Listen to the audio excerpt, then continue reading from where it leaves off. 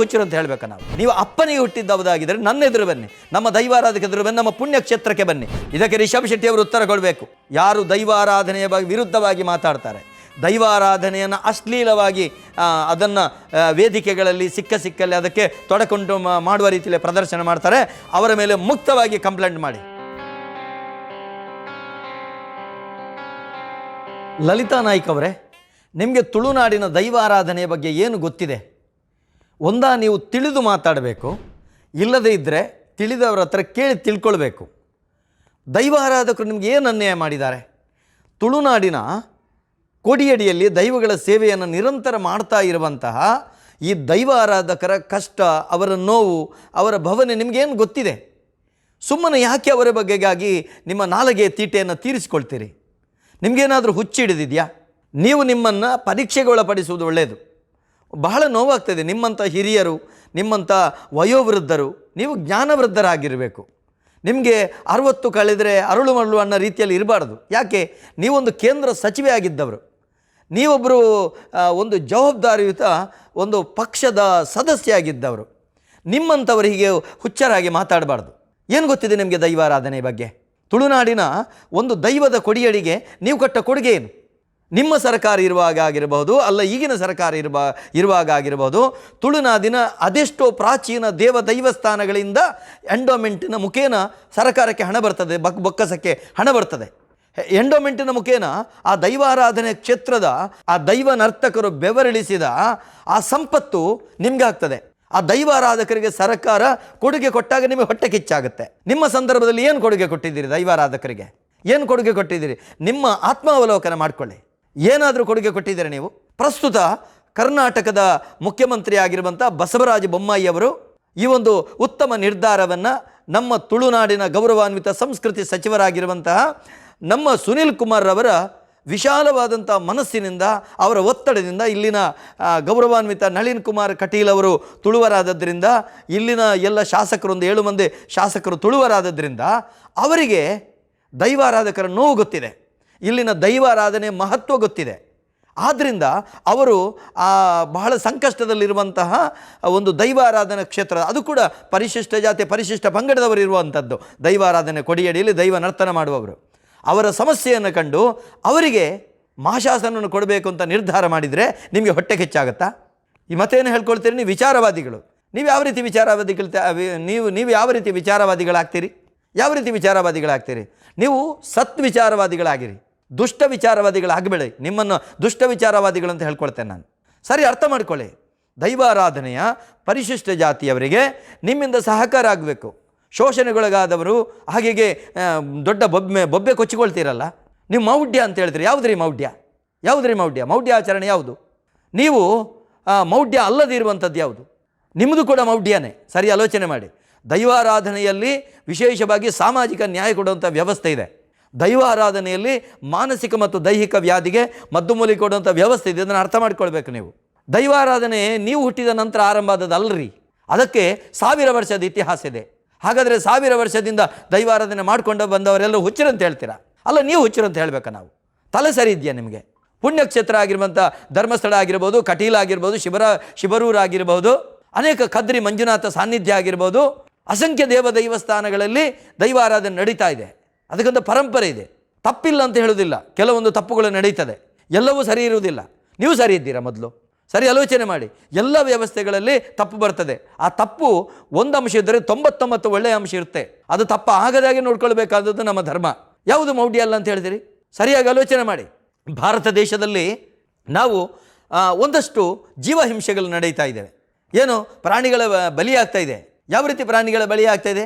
ನಮ್ಮ ದೈವಸ್ಥಾನಗಳಲ್ಲಿ ಆಗ್ತಾ ಇರುವಂತಹ ಒಂದು ಏನು ಆಹುತಿ ಕೊಡ್ತೇವೆ ಅದರ ಬಗ್ಗೆ ನೀವು ಮಾತಾಡ್ತೀರಿ. ಆದರೆ ನಿರಂತರವಾಗಿ ಗೋವುಗಳ ರಕ್ತ ಹರಿತಾ ಇದೆ, ನಿರಂತರವಾಗಿ ಪ್ರಾಣಿ ಬಲಿ ಆಗ್ತಾ ಇದೆ, ಅದರ ಬಗ್ಗೆ ನೀವು ಮಾತಾಡ್ತೀರಾ? ಕದ್ದು ಕೊಂಡೋಗಿ ಆಮೇಲೆ ಅದಕ್ಕೆ ಬೇಕಾದಂಥ ಏನು ಸಂಸ್ಕಾರ ಅಂತ ಹೇಳ್ಕೊಳ್ತಾರೆ, ಅದರ ಬಗ್ಗೆ ನೀವು ಮಾತಾಡ್ತೀರಾ? ಅದರ ಬಗ್ಗೆ ಮಾತಾಡೋದಿಲ್ಲ. ನೀವು ಹಿಂದೂಗಳ ಬಗ್ಗೆ ಮಾತಾಡೋಕ್ಕೆ ನೀವು ಯಾರ್ರಿ? ದೈವಾರಾಧಕರು ಹಿಂದೂಗಳಲ್ಲ ಅಂತ ಹೇಳ್ಕೊಳ್ತೀರಿ. ಹುಚ್ಚರು ನೀವು. ಆಲೋಚನೆ ಮಾಡಬೇಕು ನೀವು. ಆಲೋಚನೆ ಮಾಡಿ, ನಮ್ಮ ಪರಂಪರೆ ಯಾವ ರೀತಿ ಇದೆ, ನಮ್ಮ ಆಚರಣೆ ಯಾವ ರೀತಿ ಇದೆ, ಅದರ ಬಗ್ಗೆ ನೀವು ಮಾತಾಡೋ ಹಕ್ಕೇನಿದೆ ನಿಮಗೆ? ಸರಿಯಾಗಿ ಹೇಳುವುದಂತಿದ್ರೆ ಇಲ್ಲಿನ ದೈವಾರಾಧನೆಯ ಒಳತಿರುಳು ನೀವು ಸರಿಯಾಗಿ ಅರ್ಥ ಮಾಡಿಕೊಂಡ್ರೆ ನೀವಿಲ್ಲಿಗೆ ಬರ್ತೀರಿ. ನೀವು ಇಲ್ಲಿಗೆ ಬಂದು ಇಲ್ಲಿನ ಸತ್ಯವನ್ನು ಅನುಭವಿಸ್ತೀರಿ. ನಿಮ್ಗೆ ಗೊತ್ತಿಲ್ಲ ಯಾಕೆ ಏನೋ ನಿಮ್ಮ ಮನಸ್ಸಲ್ಲಿ ಯಾವುದೇ ಒಂದು ಪಕ್ಷದ ವಿರುದ್ಧ ಯಾವುದೇ ಒಂದು ರಾಜಕೀಯವನ್ನು ಬದಿಗಿಡಿ, ಹೃದಯ ವೈಶಾಲ್ಯತೆಯಿಂದ ಬನ್ನಿ. ತುಳುನಾಡಿನ ಬಗ್ಗೆ ನಿಮ್ಗೆ ಗೊತ್ತಿಲ್ಲದಿದ್ದರೆ ನನ್ನ ಮನೆಗೆ ಬನ್ನಿ, ನಾನು ನಿಮಗೆ ಪಾಠ ಮಾಡ್ತೇನೆ. ನೀವು ಸರಿಯಾಗಿ ನಾನು ಹೇಳ್ತೇನೆ, ಇದು ತಪ್ಪಾದರೆ ಕ್ಷಮೆ ಇರಲಿ. ನೀವು ಅಪ್ಪನಿಗೆ ಹುಟ್ಟಿದ್ದವುದಾಗಿದ್ದರೆ ನನ್ನ ಎದುರು ಬನ್ನಿ, ನಮ್ಮ ದೈವಾರಾಧಕ ಎದುರು ಬನ್ನಿ, ನಮ್ಮ ಪುಣ್ಯ ಕ್ಷೇತ್ರಕ್ಕೆ ಬನ್ನಿ, ಪೆರಾರ ಕ್ಷೇತ್ರಕ್ಕೆ ಬನ್ನಿ, ಅಲ್ಲದಿದ್ದರೆ ಬೇರೆ ಬೇರೆ ಕ್ಷೇತ್ರಗಳಿದ್ದಾವೆ, ಆ ಕ್ಷೇತ್ರಕ್ಕೆ ಬಂದು ನಾವು ನಿಮಗೆ ಉತ್ತರ ಕೊಡ್ತೇವೆ. ಬನ್ನಿ, ನಿಮಗೆ ಧೈರ್ಯ ಇದೆಯಾ ಇದನ್ನು ಮೌಢ್ಯ ಅಂತ ಹೇಳುವಂಥದ್ದು? ಧೈರ್ಯ ಇದೆಯಾ? ಬನ್ನಿ ನಮ್ಮ ಎದುರು ಬನ್ನಿ. ನೀವು ಹೇಳ್ತೀರಿ ಟಿ ವಿ ಬರೆದೇನೆ ಹರಿದಾಕ್ತಾರೆ, ಅದಾಗ್ತಾರೆ, ಇದಾಗ್ತಾರೆ ಅಂತೇಳಿ. ಏನಂತ ತಿಳ್ಕೊಂಡಿದ್ದೀರಿ ನೀವು? ನಮಗೇನು ನಾವು ಸಮಾಧಾನಿಗಳು, ಆದರೆ ನಮಗೆ ಅನ್ಯಾಯ ಮಾಡಿದರೆ ನಾವು ಸುಮ್ಮನೆ ಇರ್ತೇವೆ ಅಂತ ತಿಳ್ಕೊಂಡಿದ್ದೀರಾ? ಇದು ನಿಮ್ಮ ಭ್ರಮೆ ಅಂತ ತಿಳ್ಕೊಳ್ಳಿ. ಒಂದಂತ ಮಾತು ಹೇಳ್ತೇನೆ ನಿಮಗೆ, ಎಚ್ಚರಿಕೆ ಇರಲಿ ನಿಮಗೆ. ದೈವಾರಾಧಕರ ಬಗ್ಗೆಗಾಗಿ ಮಾತಾಡುವಾಗ ಎಚ್ಚರಿಕೆ ಇರಲಿ. ನಾವು ಈ ಹುಟ್ಟಿದ ಕ್ಷಣ ನಮ್ಮ ಮೈ ಮೇಲೆ ಯಾವುದೇ ಬಟ್ಟೆ ಇರೋದಿಲ್ಲ. ಆಮೇಲೆ ಎಲ್ಲವನ್ನು ನಾವು ಧರಿಸ್ಕೊಂಡು ಹೋಗ್ತೇವೆ. ನಿಮ್ಮ ಹಣೆಯಲ್ಲಿರುವಂಥ ತಿಲಕ ಇಡ್ತೀರಲ್ಲ, ನೀವು ಉಟ್ಕೊಂಡಿರುವಂಥ ಸೀರೆ, ಇದು ಭಾರತೀಯ ಸಂಸ್ಕೃತಿ, ನಿಮ್ಗೆ ಗೊತ್ತಿರಲಿ. ಇದು ಭಾರತೀಯ ಸಂಸ್ಕೃತಿ. ಅದಲ್ಲ ನಾನು ಮಾನವ ಉಟ್ಕೊಳ್ತೇನೆ. ಯಾಕ್ರಿ? ಯಾಕೆ ನಾವು ಬಟ್ಟೆಯನ್ನು ತೊಡೆದು? ನಾವು ಯಾರು ಬಟ್ಟೆಯನ್ನು ತೊಡೋದೇ ಬೇಡ, ಆ ಬಟ್ಟೆಯನ್ನು ತೊಡೆದು ಮಾಡಿ ಅಂತೇಳಿ ಅದನ್ನು ಹೇಳಿ. ಇನ್ನು ಮುಂದಿನ ದಿವಸ ಅದನ್ನು ನೀವು ಹೇಳ್ಬೋದು. ಒಟ್ಟು ಮಾತಾಡಬೇಡಿ. ತುಳುನಾಡಿನ ನಲಿಕೆಯವರು, ಪರವರು, ಪಂಬದರು ತಮ್ಮ ಬದುಕನ್ನು ಸವಿಸಿ ದಿವಸದ 24 ಗಂಟೆಯಲ್ಲಿ 12 ಗಂಟೆ ಆ ಕ್ವಿಂಟಾಲ್ ಗಟ್ಟಲೆ ಹೊರೆ ಹೊತ್ತು ಉರಿಯುವಂಥ ಅರೆದಳವನ್ನು ಹಾಕಿ, ಆ ಬಣ್ಣವನ್ನು ಹಾಕಿ ಉರಿಯುವಂಥ ಅಗ್ನಿಯನ್ನು ಇಟ್ಕೊಂಡು ಇಡೀ ರಾತ್ರಿಯಿಂದ ಬೆಳಗಿನವರೆಗೆ ಅವರು ತನ್ನ ಶರೀರವನ್ನು ಅನ್ನಾಹಾರವಿಲ್ಲದೆ ಯಾವುದೇ ರೀತಿಯ ದೇಹ ಬಾಧೆಗಳನ್ನು ತಡೆ ಹಿಡಿದು ಅವರು ದೈವಗಳ ಸೇವೆ ಮಾಡ್ತಾರೆ. ಸಾಮಾಜಿಕ ನ್ಯಾಯವನ್ನು ಕೊಡುವಂಥ ವ್ಯವಸ್ಥೆಯನ್ನು ಮಾಡ್ತಾರೆ. ಅದರ ಮೇಲೆ ಕರುಣೆ ಇರಲಿ ನಿಮಗೆ. ನಿಮಗಂತೂ ಮಾಡಲಿಕ್ಕಾಗಲಿಲ್ಲ, ಇನ್ನೊಬ್ಬರು ಮಾಡಿದವರ ಮೇಲೆ ಕರುಣೆ ಇರಲಿ. ಎಷ್ಟು ಮಂದಿಗೆ ಸಿಕ್ಕಿದೆ, ಎಷ್ಟು ಮಂದಿಗೆ ಪ್ರಶಸ್ತಿ ಸಿಕ್ಕಿದೆ. ನೀವು ನಿಮ್ಮಂಥ ಬರಹಗಾರರು ಏನು ಮಾಡ್ತೀರಿ ಗೊತ್ತುಂಟಾ? ನಮ್ಮಂಥವರ ದೈವಾರಾಧಕರ ಮಸ್ತಕದಲ್ಲಿರುವಂಥದ್ದನ್ನು ಸೆಳೆದು ನೀವು ಬರೆದು ನೀವು ದೊಡ್ಡ ಜನ ಆಗ್ತೀರಿ. ನೀವು ನಿಮ್ಮ ಮೂಗಿನ ನೆರಕ್ಕೆ ಅವರು ಬರೆದದ್ದನ್ನು ಓದಿ ಹೇಳ್ತೀರಿ. ಬನ್ನಿ, ನಿಮಗೆ ಇದರ ಒಳಗಿನ ತಿರುಳು ಏನು ಅಂತ ಹೇಳ್ತೇನೆ. ನಿಜವಾಗಿ ಜ್ಞಾನವೃದ್ಧರು ನಮ್ಮಲ್ಲಿದ್ದಾರೆ ರೀ. ಗಿಟಗೆರೆ ರಾಮಕ್ಕ ಮುಗಿಯರ್ತಿ ಹತ್ರ ಹೋಗಿ, ಸತ್ಯನಾಪುರದ ಸಿರಿಯ ಸಂಧಿಯ ಅಗಾಧವಾದ ಸಾಹಿತ್ಯದ ಭಂಡಾರವಿದೆ, ಖರ್ಗಿ ಶೆಟ್ಟಿಯವರ ಹತ್ರ ಹೋಗಿ, ಗೊತ್ತಾಗ್ತದೆ ನಿಮಗೆ. ಇಲ್ಲಿನ ಭವಾನಿ ಪಂಬದಿಯಮ್ಮನವರ ಮನೆಗೆ ಹೋಗಿ.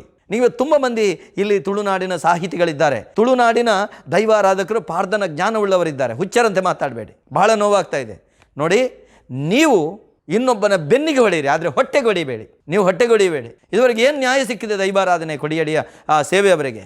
ಈಗ ಏನೋ ಒಂದು ಮನಸ್ಸು ಮಾಡಿದರೆ ಅದರ ಬಗ್ಗೆ ಮಾತಾಡ್ತೀರಿ. ಇನ್ನೊಂದು ಹೇಳ್ತೇನೆ, ಏನು ರಿಷಬ್ ಶೆಟ್ಟಿಯವರೆಗೆ ಮಾತಾಡ್ತೀರಿ. ರಿಷಬ್ ಶೆಟ್ಟಿ ಒಬ್ಬ ವಿಚಾರವಾದಿ.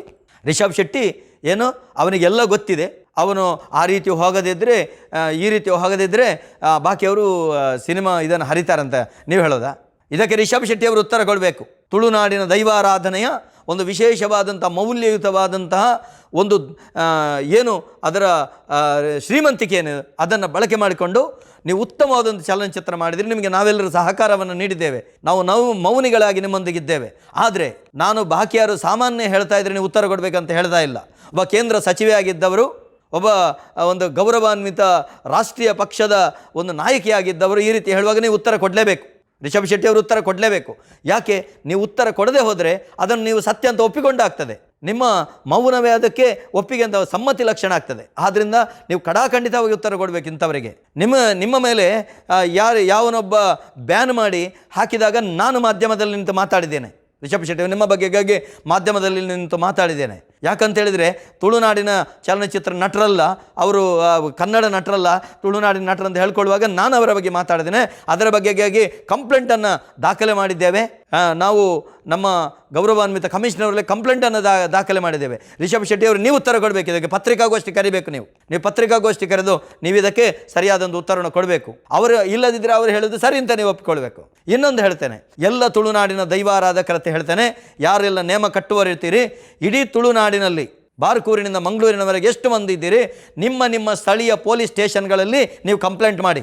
ಯಾರು ದೈವಾರಾಧನೆಯ ವಿರುದ್ಧವಾಗಿ ಮಾತಾಡ್ತಾರೆ, ದೈವಾರಾಧನೆಯನ್ನು ಅಶ್ಲೀಲವಾಗಿ ಅದನ್ನು ವೇದಿಕೆಗಳಲ್ಲಿ ಸಿಕ್ಕಲ್ಲಿ ಅದಕ್ಕೆ ತೊಡಕೊಂಡು ಮಾಡುವ ರೀತಿಯಲ್ಲಿ ಪ್ರದರ್ಶನ ಮಾಡ್ತಾರೆ, ಅವರ ಮೇಲೆ ಮುಕ್ತವಾಗಿ ಕಂಪ್ಲೇಂಟ್ ಮಾಡಿ. ನಾನು ನಿಮ್ಮೊಂದಿಗಿದ್ದೇನೆ, ನನ್ನ ಜೀವ ಹೋದ್ರ ಪರವಾಗಿಲ್ಲ, ನಿಮ್ಮೊಂದಿಗೆ ನಾನಿದ್ದೇನೆ. ನಿಮ್ಮ ಪ್ರದೇಶದ ಪೊಲೀಸ್ ಸ್ಟೇಷನ್ನಲ್ಲಿ ನೀವು ಕಂಪ್ಲೇಂಟ್ ದಾಖಲೆ ಮಾಡಿ.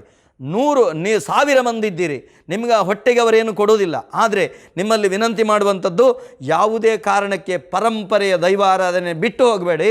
ನಮ್ಮ ಹಿರಿಯರು ಕಟ್ಟಿಕೊಟ್ಟಂಥ ಹೇಗೆ ಬರೆದಿತ್ತು ಪ್ರಾಚೀನದಲ್ಲಿ ಹಾಗೆ ಇರಬೇಕು ಜೀವನದಲ್ಲಿ ಅನ್ನುವ ರೀತಿಯಲ್ಲಿ ದೈವಾರಾಧನೆ ಮಾಡಿ, ಅದಕ್ಕೆ ಆ ನಿಯಮನಿಷ್ಠೆಯಲ್ಲಿ ದೈವಾರಾಧನೆ ಮಾಡಿದಂಥವರಿಗೆ ಯಾವುದೇ ತೊಂದರೆ ಬಂದರೆ ನನ್ನ ಜೀವ ಇರುವಲ್ಲಿವರೆಗೆ ನಾನು ನಿಮ್ಮೊಂದಿಗಿರ್ತೇನೆ. ಪ್ರತಿಯೊಬ್ಬರು ಕೂಡ ಯಾರೆಲ್ಲ ದೈವಗಳ ಸೇವೆಯನ್ನು ಮಾಡ್ತೀರಿ ಪ್ರತಿಯೊಬ್ಬರು ಕೂಡ ಇವರ ಮೇಲೆ ಕಂಪ್ಲೇಂಟ್ ರಿಜಿಸ್ಟ್ರನ್ನು ಮಾಡಿ ಸರಿಯಾದ ಕಾನೂನು ಕ್ರಮ ಸರ್ಕಾರ ತಗೊಳ್ಬೇಕು, ಪೊಲೀಸ್ ಇಲಾಖೆ ತಗೊಳ್ಬೇಕು. ಈ ಬಗೆಗಾಗಿ ಇನ್ನು ಮುಂದಕ್ಕೆ ನಮ್ಮ ಮೌನವಾಗಿರುವಂಥ ಸಜ್ಜನರಿಗೆ ಅನ್ಯಾಯ ಮಾಡಲಿಕ್ಕೆ ಬರಬಾರ್ದು. ಲಲಿತಾ ನಾಯಕ್ ಅವರಿಗೆ ಇದು ಉತ್ತರ ಆಗಬೇಕು. ಅದಕ್ಕೋಸ್ಕರ ನೀವು ದಯವಿಟ್ಟು ಈ ಬಗೆಗಾಗಿ ಎಲ್ಲರೂ ಕಂಪ್ಲೇಂಟ್ ಕೊಡಬೇಕು. ನಾನು ಪಂಬದರ ಅಭ್ಯುದಯ ಯುವಜನ ಸೇವಾ ಟ್ರಸ್ಟ್ನ ಅಧ್ಯಕ್ಷ. ನಮ್ಮ ಟ್ರಸ್ಟ್ನ ಮುಖೇನ ನಾನು ಬಜಿಪೆ ಪೊಲೀಸ್ ಠಾಣೆಯಲ್ಲಿ ಮತ್ತು ಕಮಿಷನರಿಗೆ ನಾನು ಕಂಪ್ಲೇಂಟನ್ನು ಕೊಡ್ತೇನೆ. ಇವರ ಮೇಲೆ ಕಠಿಣವಾದ ಕ್ರಮ ತಗೊಳ್ಳುವಂತೆ ನಾನು ಭಿನ್ನವಿಸಿಕೊಳ್ತೇನೆ. ನಮಸ್ಕಾರ.